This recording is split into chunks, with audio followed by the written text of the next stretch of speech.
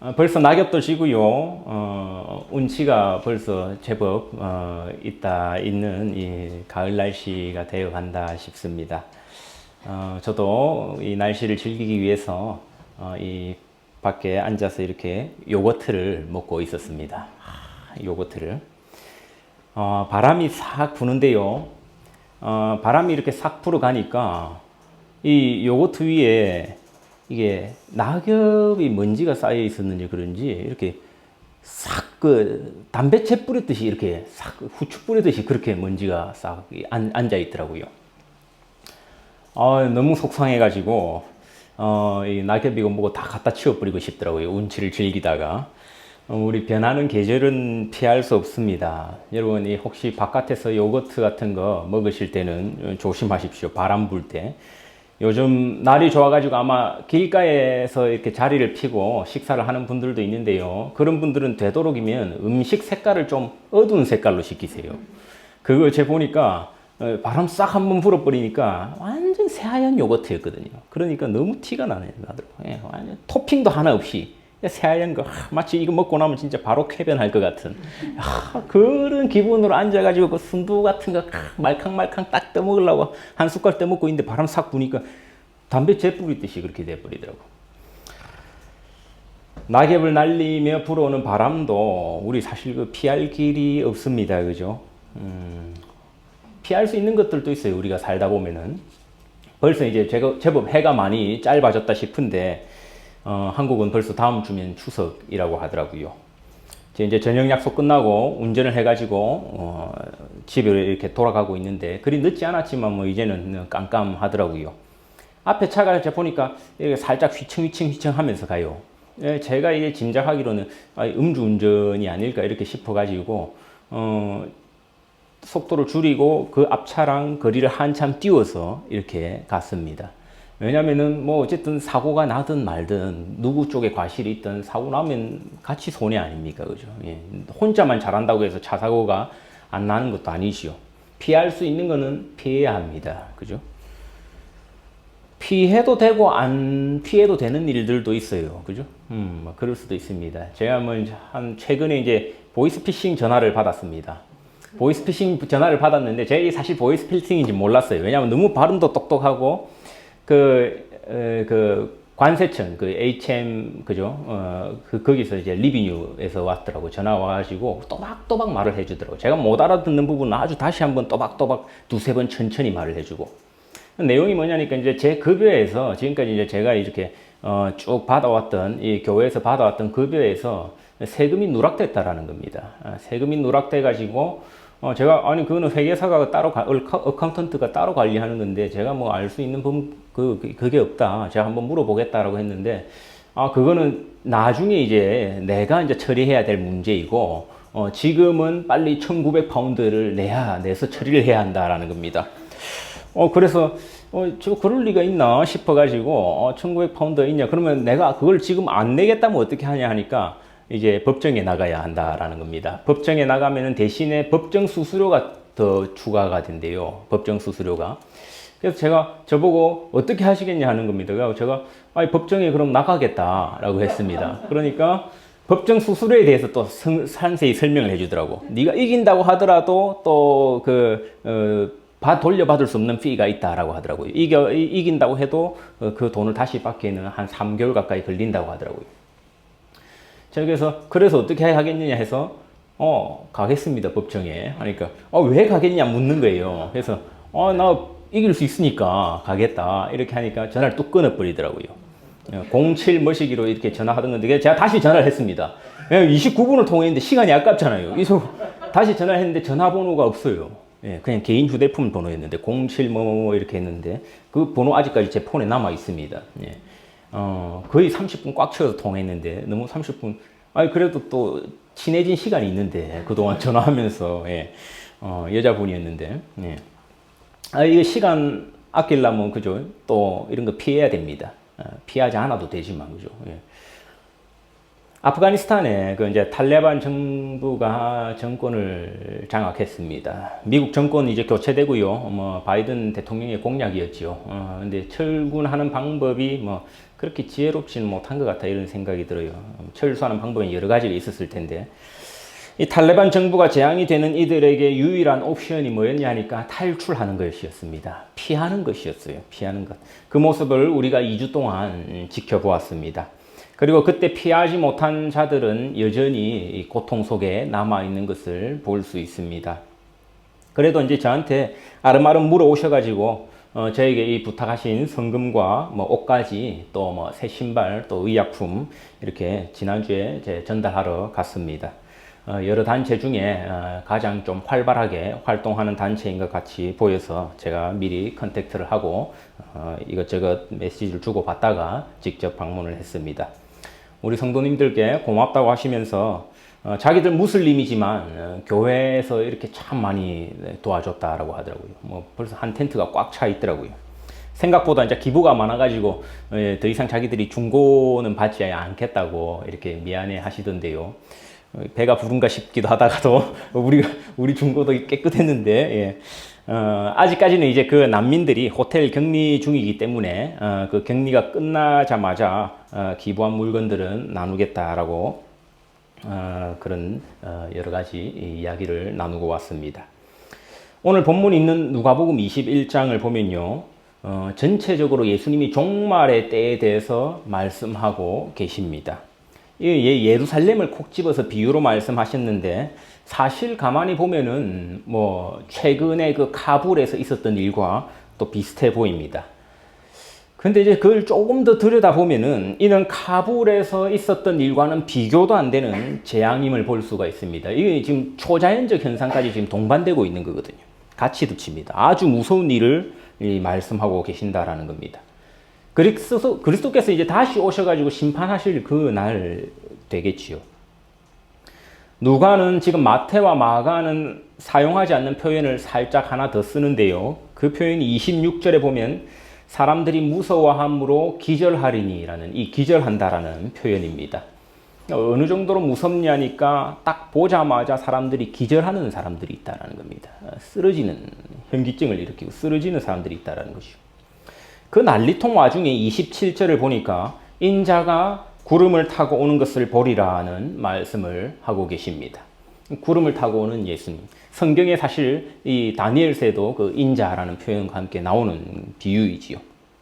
저도 이 어릴 때부터 이런 그림도 많이 보고 주일학교에서 듣고 해서 참 궁금했었습니다. 예수님이 이렇게 구름을 타고 오는 그림 같은 걸 막 보고 했거든요. 궁금했어요. 왜 하필 구름을 타실까, 그죠? 예. 제가 알기로는 구름을 진짜 근사하게 타던 사람이 그 손오공이었습니다. 근둔 타고 맞죠. 이제 제 스스로 이제 궁금증이 나잖아요. 근데 또 손오공은 사실 손오공이 안타까운 게 종교가 불교예요. 불교 신자 아닙니까?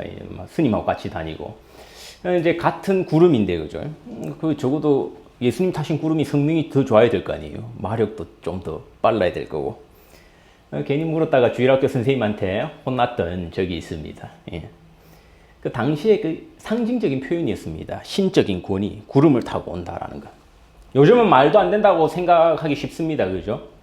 왜냐니까 구름이 탈 수 없는 그 존재라는 걸 우리는 잘 알거든요. 이 구름이라는 게 그 먼지하고 뭐 수증기, 공기 중에 수증기죠. 수증기하고 얼음 덩어리하고 결합돼 가지고 이렇게 있는 건데, 그것이 사실 안개랑 같습니다. 안개랑. 그게 지표면에 붙어 있으면 우리는 안개라고 부르고요. 지표면에서 떠 있으면 그걸 우리는 구름이라고 부릅니다.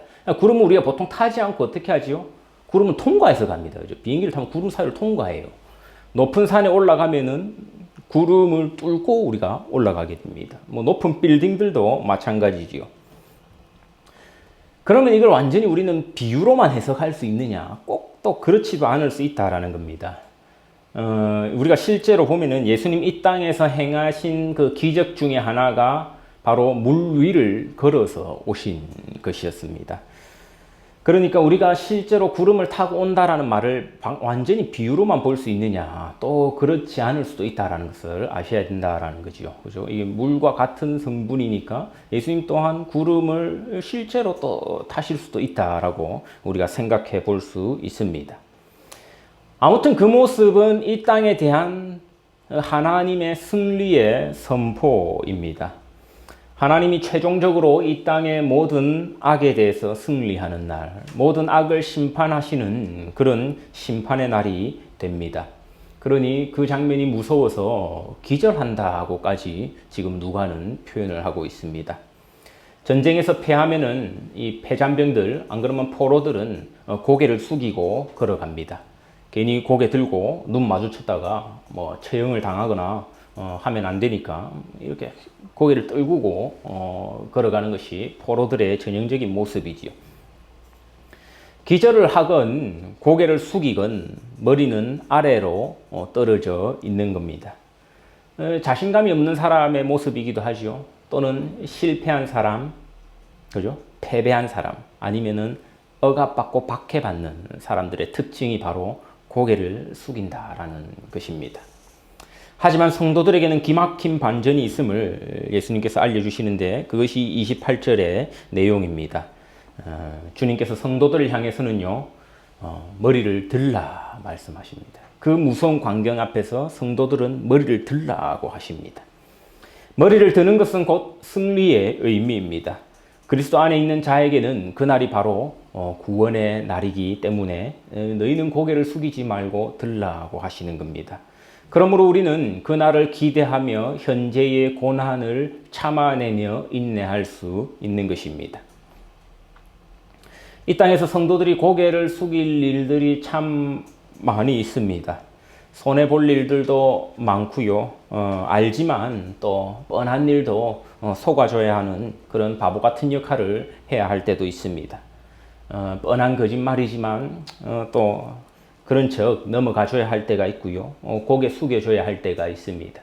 내가 신자니까 그렇다라는 겁니다. 또 뭐 내가 목사니까, 그죠? 내가 뭐 교회에서 또 집사니까.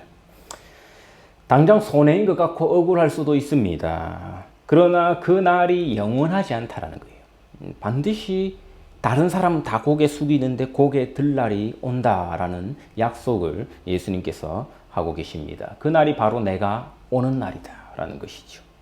다른 이들은 기절하고 고개 숙이고 다니느라 이 바쁜 혼란한 그 재난의 날에 그때 주님은 28절에 말씀을 하신 겁니다. 일어나 머리를 들라. 이 모습을 아주 좀 유사하게 보여줬던 집사님이 그 스데반 집사님이신데 그 사도행전 7장 55절에 보면요. 그가 이 돌을 맞아 죽는 장면에서 보면은 우리가 이 참 본 장면과 흡사한 장면을 봅니다. 근데 차이가 있다면은 그는 하나님 우편에 앉아 계신 그리스도를 봅니다. 내려오고 있는 그리스도가 아니라, 그죠? 예. 스데반이 죽는 장면을 보면 그는 돌을 맞아가면서도 하늘을 쳐다보고 있는, 고개를 들고 있는 것을 볼 수가 있습니다. 이 성도의 마지막 장면을 생각해 볼 수 있는 모습이라 할 수 있습니다. 그럼 이 날이 언제입니까? 예수님 오시는 날이 언제예요? 언제 하나님께서 과연 이 땅의 모든 악을 제하시고 성도들을 구분하셔서 온전한 모습으로 완성시켜 주실 것입니까? 그때를 우리는 알지 못합니다. 하나님께서 알려주시지 않으셨습니다. 그렇다고 완전히 모르는 것은 아니에요. 우리한테 힌트를 주시지요. 그 힌트의 내용이 오늘 우리가 읽었던 본문 바로 앞에 나오는 그 무화과 나무 비유입니다. 우리 이제 설교 서두에 제가 언급했지만요. 낙엽이 떨어지기 시작하면 가을이 오는구나라고 우리가 대충 짐작을 하기 시작합니다. 오늘도 비슷하지만 그 이스라엘 지방에는 그 무화과 나무가 흔합니다. 이제 거기에 잎이 돋기 시작하면은 여름이 오는구나 알았다라는 것이지요. 이 비유가 그 예수님이 무화과 나무의 비유가 참 좋은 까닭이 정확히 지금 언제다라고 콕 집은 날과 시가 아니라는 겁니다. 오늘 낙엽이 떨어지기 시작했습니다. 제 요거트가 망쳐지기 시작했어요. 그러면은 진짜 그때부터 가을이 시작된 겁니까? 가을이 준비 시 땡 하고 이렇게 시작한 겁니까? 아니지요, 그죠? 아, 이제 얼추 가을이구나. 이제 곧 또 겨울이 오겠구나 하고 겨울맞이 준비도 하고 가을에 할 수 있는 일들을 하게 됩니다. 그것이 계절이 주는 의미다라는 말입니다. 앞에 예수님 하신 무화과 나무의 비유가 그거예요. 우리들이 해야 할 일들을 짚어주는 것입니다. 영국은 이제 공식적으로 천문학적인 절기로 계절을 구분합니다. 그러니까 영국의 공식적인 가을, 그 오피셜한 가을은요, 추분에 시작합니다. 이 추분이라고 하면은 그 낮과 밤의 길이가 완전히 똑같아지는 그날이겠지요. 올해 보통 9월 22일 아니면 23일인데 올해는 9월 22일 영국 시간으로는 저녁 8시 20분입니다. 그러면은 9월 22일 저녁 8시 20분부터 이제 공식적인 가을이니까 그러면 9월 22일 저녁 8시 10분은 여름입니까? 우리 계절을 그렇게 하지 않아요. 이거는 이제 공식적인 구분이 필요하니까 영국에서는 천문학적인 이 칼린더에 따라 가지고 이날부터는 가을이다, 오피셜한 가을이다 이렇게 하고 뭐 동지가 되면 이날부터는 겨울이다 이렇게 하는 것이지. 우리는 이미 가을입니다. 우리의 여름은 언제 끝났습니까? 애들 학교 가는 순간 여름 끝났구나. 그죠? 지난주 반짝 더위 딱 끝나는 순간 이제 올 여름 진짜 끝났구나. 그죠? 예. 그때 우리 이미 여름 끝났어요. 우리는 지금 벌써 가을을 살고 있습니다. 22일 저녁 8시 21분부터 가을을 맞이할 사람 아무도 없어요. 그죠? 뭐 오피셜한 기록을 남겨야 될 사람 빼고는. 그리고 22일 같으면 한국에서는 지금 추석이라고 추석 밤이라고 윷놀이하고 이래 있을 건데 그죠? 예. 다음 주 뭐 그 전에. 예. 그러니까 이 계절이 흘러가듯이 변한다라는 겁니다. 흘러가듯이 할 때 하나님께서 오실 것이다 라는 말입니다. 한순간의 포인트가 아니라는 거예요. 우리 인생도 마찬가지입니다. 한순간의 포인트에 내가 뭐 9월 22일 저녁 8시 20분 가을이 되는 그 순간에 내가 뭐 가을 준비를 하겠다 이런 것이 아니라요. 서서히 변해가는 계절을 자연스럽게 살아가듯 우리의 삶 가운데 이렇게 흘러가는 순간 속에 하나님 오심을 준비하는 성도의 모습으로 살아가야 한다라는 메시지가 담겨 있는 겁니다. 우리 마음이 그렇지 않을 때가 있죠. 그죠? 그냥 예수님 오는 순간 하면 그때 반짝 준비하면 되지 않을까. 근데 우리가 이미 삶을 그렇게 살아가지 않는다고요. 누가 그런 식으로 삶을 살아가고 있습니까? 계절의 변화처럼 살아가는 거죠. 서서히 주님 오실 그날을 우리가 기대하며 준비하며 하루하루 차곡차곡 우리 때때로 어려운 일도 견디며 살아간다라는 것입니다. 몇 월 며칠 이런데 관심 가지지 마십시오. 그런 분들 막 설교 듣고 어디 세미나 듣고 다니고 그러지 마시라는 겁니다. 우리가 이 정신을 잠깐 차리지 못하면요. 계절이 온데간데 어디 간지 모를 때가 있습니다. 그러므로 오늘 본문에서 예수님은 너희는 스스로 조심하라고 하면서 말씀을 시작하십니다. 조심하지 않으면 방탕함과 술 취함과 생활의 염려로 마음이 둔하여진다라고 경고하고 계시지요. 표현이 눈여겨볼 만합니다. 마음이 둔하다라고 하죠. 마음이 둔하여진다. 짓눌린다는 말입니다. 짓눌린다. 이 방탕함이란 거, 왜 방탕하게 살아가는 겁니까? 자기의 기쁨을 위한 것 아닙니까? 기쁘니까. 기쁨은 기뻐야죠. 한없이 기뻐야죠. 그런데 그 기쁨 가운데 마음이 짓눌리는 일들이 있다라는 겁니다. 그렇죠? 술 취함도 마찬가지지요. 순간에 근심을 잊고자 아니면 때때로 친구들과 신나게 흥을 돋구고자 하는 일인데 결국 그 일이 마음을 짓누를 것이다 라고 표현하고 있는 겁니다. 생활의 염려. 이 생활의 염려라는 것은 이 세상살이에 대한 걱정을 말하는 겁니다. 살림살이 꾸려야 할 그런 돈 걱정, 뭐 애들 교육 걱정, 아니면 은퇴 이후의 삶에 대한 걱정, 뭐 사업체, 내 사업장에 대한 걱정. 이 걱정들이 무엇을 위한 것입니까? 무엇을 위해서 걱정하는 거예요? 사실 내가 안 그러면 내 가족, 내 주변 사람들 잘 먹고 잘 살아보려고 하는 걱정 아니에요. 이 좋은 걱정 아닙니까? 근데 정작 잘 먹고 잘 살아보고자 하는 이런 생활의 염려가 예수님 뭐라고 하십니까? 우리를 자유롭게 하기는커녕 우리 마음을 짓누를 것이다 라고 말씀하고 계십니다. 이런 일들로 우리의 마음이 둔하여지면 제일 먼저 나타나는 현상이 계절을 놓치게 된다라는 것입니다. 시간을 놓치게 된다라는 겁니다. 이러면 실컷 내가 뭐 먹고 살까 고민하고 한번 살아보십시오. 언제 여름이 간지 모릅니다. 언제 가을이 왔는지도 몰라요. 계절을 놓쳐버립니다. 대낮에 제 멀쩡한 정신으로 운전해 가고 있는데요. 누가 뒤에서 빵 하는 겁니다. 그럼 기분 좀 나쁠 수 있잖아요.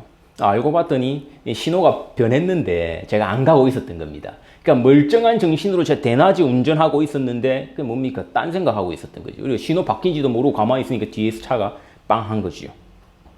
제 신체 반응이 둔해져서 제가 운전대를 잡고 가만히 있었으니까 신호가 바뀌었는데 그렇지 않습니다. 마음이 둔해진 거죠. 그 순간. 정신을 차리고 있지 않고 신호에 집중하지 않고 있었다는 겁니다. 마음이 둔해진 사람의 특징입니다. 타이밍을 놓쳐요. 지금은 이제 고인 되셨는데 그 연세대학교에 3대, 4대, 5대 총장을 지내신 그 박대선 목사님께서 하신 말씀이 그 기억에 남습니다. 이제 본인이 이제 총장 되기 전에 그 이제 입학처에서 일할 때 그런 그 입학 답안지를 받았다라는 거예요. 한 학생이 그 혈서를 썼대요. 혈서를 그 답안지에. 저를 입학만 시켜주시면 열심히 공부해서 훌륭한 학생이 되겠습니다. 예. 그 학생이 폐위 하나는 대단하지요. 그 학생만 붙었을까요? 떨어졌을까요? 예. 떨어졌습니다. 그죠? 예. 대학교라는 곳이 폐기 하나로 갈 수 있는 곳이 아니에요. 그죠? 예. 떨어졌어요. 그 학생이 놓친 것은 뭡니까? 타이밍이죠. 타이밍. 그 마음을 3년 전에 먹었어야죠. 고1 때 그 마음을 먹었으면은 대학 입학 시험에 그런 뭐 혈서를 막 쓰지 않아도 오라고 합니다. 오라고 해요.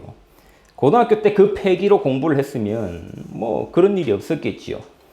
대학은 뭐 열정으로 입학하는 것 아니죠. 그죠? 몇 년 동안 갈고 닦으면서 준비한 실력으로 가는 것입니다.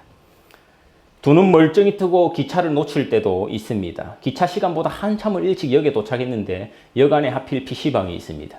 게임을 하다가 뭘 또 하다 보면은 마음이 둔해지고 자기 기차 시간도 놓쳐버리는 거예요. 자기는 몇 시간을 일찍 가서 기다리고 있었는데도. 언제인지 알고 정해진 시간도 마음이 둔해지는 순간 놓쳐버리기 쉽습니다. 그런데 34절을 보면요. 그날이 뜻밖의 덫과 같이 임한다라고 예수님 표현하십니다. 뜻밖의 덫과 같이 임하는 이날 35절에 자세한 설명이 있는데요. 이날은 온 지구상에 거하는 모든 사람에게 임하리라고 말씀합니다. 다 포함된다라는 거예요. 이 날에 예외는 없다라는 겁니다. 누구에게나 임하는 이 날인데 특징이 뜻밖의 덫과 같이 임한다라는 것이죠. 우리도 이 날을 보게 될 것이라는 겁니다. 우리도 예외가 아니라는 거예요. 우리도 온 지구상에 거하는 사람 중 한 명 아닙니까? 우리에게도 닥칠 일이라면 우리 뜻밖의, 즉 우리가 예상할 수 없는 시간에 임할 일이라는 겁니다. 어떻게 해야겠습니까? 그러면 피해라고 하는 거죠. 피해야 한다는 겁니다. 이 재앙은 피해야 돼요. 그래서 예수님께서 성도들에게 피할 수 있는 방법을 알려주십니다. 그것이 이제 36절의 끝부분 말씀입니다. 장차 올 이 모든 일을 능히 피하고 인자 앞에 서도록 항상 기도하고 깨어 있으라 말씀하십니다. 하나님께서 자신의 나라를 완성하실 이 날은 마귀가 맞서 싸울 수 있는 날이 아니에요. 감히 그 날은 그런 날이 아닙니다. 사람들이 맞서 싸울 수 있는 날이 아니라는 겁니다. 피해야만 할 수 있는 살아갈 수 있는 날이라는 겁니다. 심판을 피해야 한다는 겁니다. 이 마셜 골드스미스가 쓴 책인데요. 트리거라는 책이 있습니다. 아마 그 경영에 관심 있는 분들은 이미 들어보셨을 겁니다. 한참 잘 팔리고 이 사람 자체 유명하죠. 마셜 골드스미스. 예. 이분이 이제 트리거라는 책에서 이런 이야기를 들려줍니다. 이제 뱃사공 이야기인데요. 배를 이렇게 타고 가는데 저기서 큰 배가 이렇게 마주보고 오는 겁니다. 우리 배를 향해서. 막 소리를 치는 겁니다. 고래고래. 피해가라고. 부딪히니까. 우리 부딪히는데 조금 있으면 피해가라고 막 부딪힙니다. 소리 치면서 막 피해가라고 소리 치는데 결국은 부딪힌 겁니다. 부딪힌 겁니다. 성이 나죠. 막. 성이 나가지고 이 누군데 내가 피해가라는 소리도 듣지 않고 이렇게 와가지고 부딪히느냐 가서 보니까 알고 보니 그 배는 그냥 빈배였다라는 겁니다. 빈배. 물살에 떠내려온. 이 이야기에 참 많은 것들을 우리에게 상기시킨다라는 생각이 듭니다. 기업들이 예를 들면 리스크가 있으면요. 피하라 소리만 칠 것이 아니라 리스크를 피할 전략을 수집해야 된다라고 골드스미스는 거기서 그 이야기를 하고 있는 건데요. 사실 실상은 사람들은 서로 떠넘기기 위해 소리만 칠 때가 많이 있다라는 겁니다. 이거 리스크다. 저 부서가 하겠지, 이 부서가 하겠지. 결국 난파되고 원망의 대상은 사라져 있는 겁니다. 자기가 피해야 할 순간에 피하지 않고요. 상대방한테 순간 고래고래 소리만 칩니다. 그리고 사고 나면 상대방 멱살 잡으려고 뛰어내립니다. 자기 반성은 없어요. 끝까지. 예, 끝까지 남 탓입니다. 남 탓하려고 봤는데 어머나 이 빈배였네. 예, 빈배. 이건 뭐 책에 안 나오는 얘기인데요. 아마 제 생각에는 이 우리 그 성질 급한 그 한국 분들은 물살 탓이라도 하지 않겠습니까?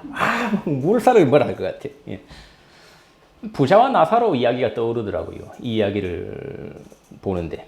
부자가 아브라함에게 부탁하지요. 자기 형제 5명, 나사로를 다시 보내가지고 살려서 보내서 자기 형제 5명은 지옥에 오지 않게 해달라. 그러자 아브라함이 그 부자한테 그 말을 합니다. 그곳에는 모세와 선지자들이 있다. 그때 부자가 무슨 말을 하냐니까요. 만일 죽은 자에게서 죽은 자 가운데 살아나서 가서 이야기하는 사람이 있으면은 그들이 들을 것이다라고 이야기를 합니다.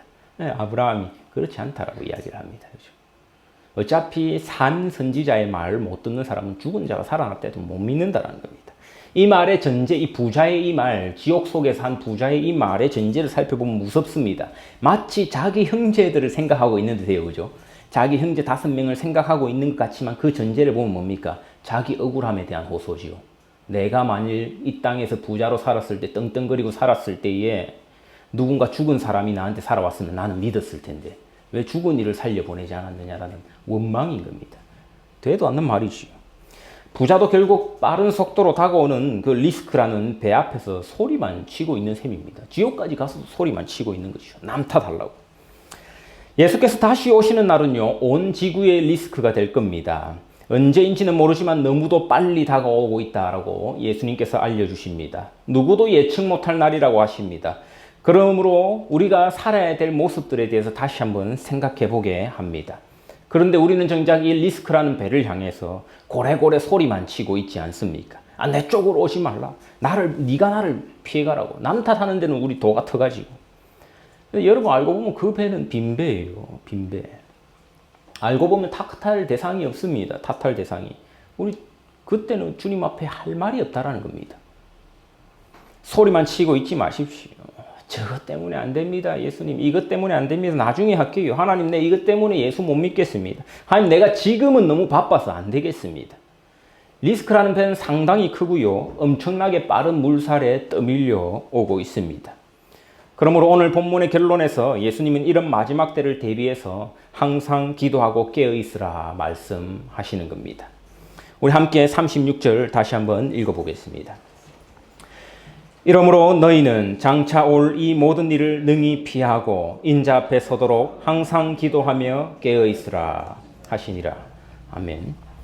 문자 그대로 어떻게 우리가 항상 깨어있고 항상 기도할 수 있습니까? 이 말은 사실 34절의 표현과 반대된다라고 이해하시면 됩니다. 34절에는 마음이 둔하다라고 했습니다. 그죠? 그 마음이 둔하다라는 것이 반대 표현이 깨어있다라는 표현입니다. 영국 와가지고 참 설명하기 어려운 물건 중에 하나가 있는데 그게 연탄입니다. 연탄. 그죠? 연탄을 어떻게 설명해야 될지 모르겠어요. 연탄을. 그냥 사진을 보여주는 게 낫습니다. 그죠? 우리나라 사람한테는 되게 친숙합니다. 그죠? 우리 아이들은 모를 테지만 여긴 없으니까. 그죠? 이게 이제 연탄이라는 것이 무연탄 가루에다가 점토를 혼합해서 만든 겁니다. 일본 사람들이 일본에서 만든 건데 이제 일제 강점기 때 우리나라에 들어오게 됐죠. 영국에서는 이제 그나마 비슷한 게 이제 조개탄 정도가 그 연탄하고 성분이 비슷할 텐데 뭐 여기는 없지요. 그걸 이제 그 당시에는 이제 처음에 만들었을 때는 구멍을 9개 뚫어가지고 그 공기가 잘 통하게 활활 타올라라 해가지고 타오르게 만들어 놓으니까 그걸 구공탄이라 불렀습니다. 실제로 이제 우리나라에서 나중에 이제 새마을운동 이때부터 이제 많이 쓰게 된 연탄은 22공탄이죠. 구멍을 22개 뚫어 놓은 22공탄을 아마 많이 썼을 거예요. 그래도 구공탄이라 불렀어요. 처음에 구공탄이었으니까. 그 이제 문제가 연탄가스 사고, 그죠? 있었을 겁니다. 아마 집집마다 그런 피해들을 참 본 분들이 있을 거예요. 일산화탄소, 그죠? CO2 뭐 이산화탄소죠. O2가 붙어가고. 근데 이거는 대문자로 그냥 C 하나, O 하나. 산소 분자 하나 사라진 거죠. 그죠? CO. 일산화탄소의 특징이 이게 참 고약한 게요. 냄새가 없어요. 아무것도 없습니다. 일산화탄소라는 게. 왜 고약한 겁니다. 고약한 거. 그죠? 그러니까 아무 증상이 없는 겁니다. 그냥 사람 그냥 자다가 축 늘어져가지고 아이고 왜 이리 힘이 없나 하다가 죽는 겁니다. 매캐한 연기라도 나고 그죠? 안 그러면 비릿한 살짝한 냄새만 나더라도 사람이 죽지 않거든요. 뭐 이 냄새 왜 이러나 하고 창문을 열 텐데 아무것도 없는 겁니다. 아무것도 없어. 겨울철에 춥다고 히터 틀어놓고 그죠? 창문 닫아놓고 차 안에서 자다가 이런 중독 사고 가끔씩 나옵니다. 다 일산화탄소죠. 일산화탄소 참 무섭습니다. 연탄보다 이제 안전하다 해가지고 이제 가스보일러를 많이 사용합니다. 그래도 제일 안전하려면요, 가스보일러도 불연소하고 그 연통이 잘 관리 안 될 가능성이 있기 때문에 그것도 사실 외부에 설치해야 되는 게 제일 좋습니다. 저도 여러분 그 신방도 많이 다녀보고 하지만 영국 집들도 대부분은 보니까 보일러 실내에 설치해 놨대요. 그죠? 예. 실내 설치해 놔가지고 영국도 뭐죠? 혹간 사고가 납니다. 영국도 연탄가스 사고 날 때는 한참 많이 사고가 났었어요. 여기 연탄은 아니지만.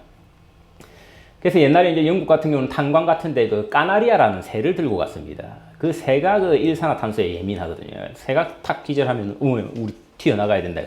사람들 튀어나가고. 안 그러면 집에도 난로 옆에 까나리아 새를 한 마리 놔놓고.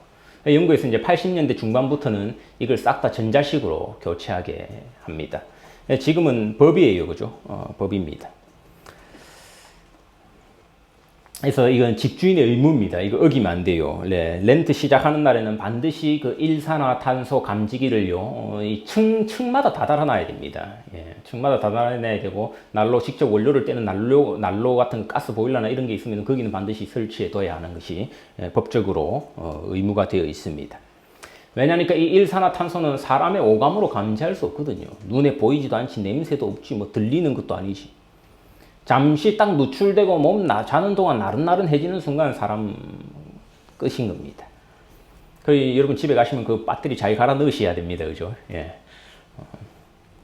오늘 설교 듣고 이거 하나 남으면 안 됩니다. 그죠? 집에 가서 배터리 확인하자. 이거만 남으면 안 됩니다. 그죠? 예. 그 감지기는요, 우리 집에 늘 깨어 있어야 합니다. 사람은 늘 깨어 있지 못하거든요. 그죠? 배터리 잘 갈아 넣고. 신자에게 바로 이 감지기가 예수님 말씀하신 게 기도라는 겁니다. 기도. 하지만 우리는 이 전자식 감지기처럼 늘 기도할 수 없습니다. 그런 연약한 우리를 위해 지금도 성령께서 우리를 위해 기도하신다는 사실 믿으시기 바랍니다. 세상에는 예수를 모르고 일산화탄소에 자기가 중독되어 있는지도 모른 채 살아가는 일들이 참 많이 있습니다. 자기가 지금 중독돼가지고 해롱해롱하고 있는지도 모르고요. 아무도 냄새도 징조도 없다고 하면서 나는 마치 맑은 공기 마시고 살아가는 참, 내 정신이 지금 맑은 정신인 것처럼 살아가고 있는 인생들이 얼마나 많은지 모릅니다. 가만 보면 정신 나갔는데, 죽음을 향해 돌진하고 있는데, 맨날 남탓만 하고 있고요. 소리만 치고 있고요. 사공도 없는 배를 향해서. 부모 잘못 만나서 그렇다니, 뭐 친구 잘못 사귀어갖고 그렇다니, 그런 소리는 하고 있고, 자기 정신이 지금 취해 있는지는 모르고. 우리 이거 오감으로는 감지할 수 없어요. 그 날도 마찬가지라는 겁니다. 예수님 말씀하십니다. 기도 아니면 답이 없다라는 겁니다. 그러나 우리는 늘 스스로 깨어 기도할 수 없습니다. 그러니 여러분, 기도 부탁을 많이 하십시오. 이제 우리 자주 만나지 않습니까? 꼭 교회에서 안 만나도 보니까 끼리끼리도 여러분들 이제 자주 만나시고 하는 것 같은데요. 늘 기도 부탁하십시오. 서로를 위해서 기도하십시오. 우리 이 정도 되는 규모의 사람들만 서로를 위해서 기도해도요, 늘 나를 위해서 기도하고 있는 사람이 있을 수 있습니다. 한국에도 기도 부탁해 놓으시고. 그러면은 항상 나를 위해 기도하는 사람은 언제 어느 순간이라도 있게 마련이라는 겁니다. 우리는 늘 깨어 있을 수가 있습니다. 우리가 깨어 있지 않고 우리가 잠든 순간에도 감지기에 배터리만 있으면 안전하잖아요. 내가 당할 재난을 탓할 사람 찾으면서 사공 없는 배를 향해 소리치는 교회가 아니라요. 그 모든 일을 능히 피하여 주님 앞에 서게 만드는 기도. 날마다 짧은 시간이라도 서로를 위해 기도하여 늘 깨어 작동하는 감지기와 같은 이 사랑하는 우리 공동체가 되어가기를 소망합니다. 함께 기도하겠습니다.